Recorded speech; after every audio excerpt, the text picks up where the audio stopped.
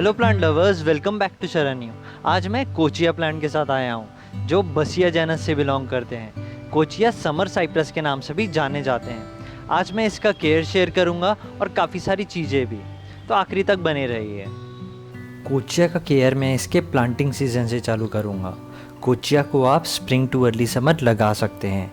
कोचिया स्प्रिंग से यानी मार्च से नर्सरीज में मिलना चालू हो जाते हैं। इन्हें आप सीड से भी लगा सकते हैं। कोचिया वार्म कंडीशन में बढ़ने वाले प्लांट हैं। कोचिया को अगर आप पॉट में लगा रहे हैं तो आप इन्हें 8 से 14 इंच के पॉट में लगा सकते हैं। कोचिया प्लांट के साइज़ उसके पॉट साइज़ के ऊपर डिपेंड करता है। अब जितने बड़े पॉट में लगाएंगे प्लांट उतने ही बढ़ते हैं। छोटे पॉट में लगाने से प्लांट जल्दी रूट बाउंड हो जाते हैं और साथ ही डायरेक्ट सनलाइट लेने की कैपेसिटी भी लूज़ करते हैं। इसलिए मेरा सजेशन ये है, इन्हें आप 10 इंच या उससे बड़े पॉट में लगाइए। पॉट के बाद आते हैं इसके सॉइल मिक्स में। मैंने इसे वेल ड्रेन्ड सॉइल में लगाया है, सैंड मिलाया है। आप सैंड मिलाना मत भूलिएगा। एक प्रपोर्शन की बात करूँ तो 45% सॉइल ले सकते हैं, 25% सैंड, 15% वर्मी कंपोस्ट और 15% कोको कॉयल। एक बैलेंस सॉइल मिक्स में लगाइए, प्लांट अच्छा करता है। उसके बाद मैं आऊँगा सनलाइट पे। कोचिया को अच्छे खासे डायरेक्ट सनलाइट की ज़रूरत रहती है, पर पॉट वहाँ डिपेंड करेगा कि आप कितने सनलाइट में रख रहे हैं। अगर आप अच्छे खासे पॉट में लगाए हैं तो आप अच्छे खासे डायरेक्ट सनलाइट में रख सकते हैं। अगर आप उतने बड़े पॉट में नहीं लगाए हैं तो एक टाइम बाद आपको इसको रिड्यूस करना पड़ेगा सनलाइट। अगर आप रायपुर दिल्ली जैसे शहर में हैं तो ये अफेक्ट करती है चीज़ें। सनलाइट अफेक्ट करता है क्योंकि टेम्परेचर यहाँ 44-45 डिग्री सेल्सियस चले जाता है। अगर आपके सिटी में 42 डिग्री सेल्सियस तक रहता है, उससे ज़्यादा नहीं जाता है तो उतना फ़र्क नहीं पड़ेगा। पर जैसे टेम्परेचर बढ़ता है अगर आपके रीजन में, तो इनको थोड़ा रिड्यूस करना पड़ सकता है सनलाइट, स्पेशली मई के टाइम पे। एक और बात यह है कि इसको मिनिमम डायरेक्ट सनलाइट की ज़रूरत रहती है, 3 से 4 घंटे की एटलीस्ट चाहिए। इनको नीचे भी सनलाइट लगना इम्पॉर्टेंट है। अगर नीचे सही से नहीं लगेगा तो थोड़े लेगी से हो जाते हैं, इस चीज़ का भी ध्यान रखिएगा। उसके बाद मैं आऊँगा वाटरिंग में। कोचिया को थोड़ा ड्राई स्टेट पसंद है तो इन्हें बहुत ज़्यादा पानी पसंद नहीं है। मैंने तो इन्हें 1/2 to 1 इंच चेक करके दिया है पानी। इनको थोड़ा आप ड्राई छोड़िए, उसके बाद पानी दीजिएगा। जैसे कि टेम्परेचर बढ़ेगा आपको इसके पानी का ध्यान रखना है।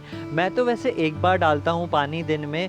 जैसे कि मैं आपको बता रहा था कि छोटा पॉट रहेगा तो वाटर बहुत ज़्यादा कंज्यूम कर लेते हैं। तो होता ये है, अगर आप पॉट छोटा लिए हैं और उसकी सनलाइट, जैसे मैं मार्च में इसे दे रहा था 7-8 घंटे की डायरेक्ट सनलाइट, मैंने फिर अप्रैल में इसकी जो सनलाइट है वो रिड्यूस की।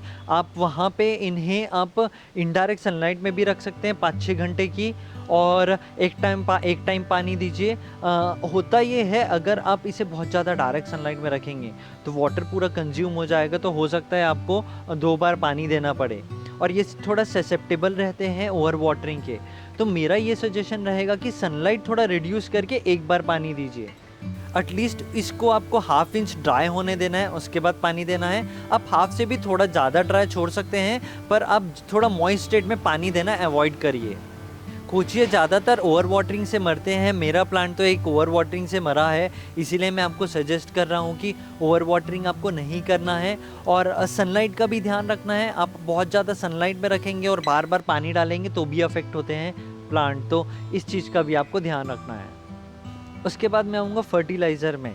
मैंने वैसे तो बहुत कुछ खास फर्टिलाइज़ इसे किया नहीं है।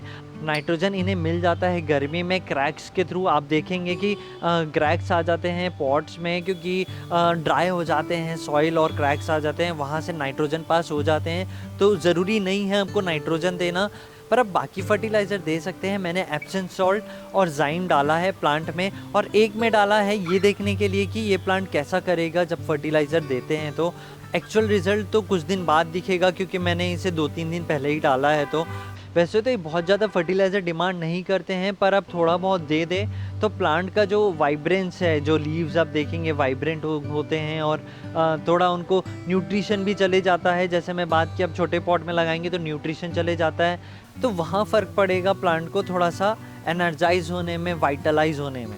तो इन्हें आप बिल्कुल फर्टिलाइज़ कर सकते हैं। एक मॉडरेट वे में फर्टिलाइज़ करिए, प्लांट अच्छा करता है। इवेंचुअली मैं आऊँगा प्रूनिंग में। मैंने कुछ दिन पहले इन प्लांट्स का बीच बीच में प्रूनिंग किया हुआ है। ऊपर के जो स्टेम्स हैं जो थोड़े से निकल गए थे, थोड़े अच्छे नहीं लग रहे थे, तो मैंने उन्हें प्रून किया और प्रून करने से ये थोड़े बुशी भी होते हैं। ऊपर से बिल्कुल प्रून कर सकते हैं, पर और आप इसे शेप देना चाहते हैं तो आप बिल्कुल साइड से भी प्रून कर सकते हैं। तो ये था कोचिया का केयर। अगर आपको ये पसंद आया हो वीडियो तो बिल्कुल लाइक कमेंट शेयर कीजिए, क्योंकि मुझे मोटिवेशन मिलता है ऐसे ही और वीडियोस बनाने के लिए। उम्मीद है आपको ये वीडियो अच्छा लगा हो। Thank you for watching, keep gardening.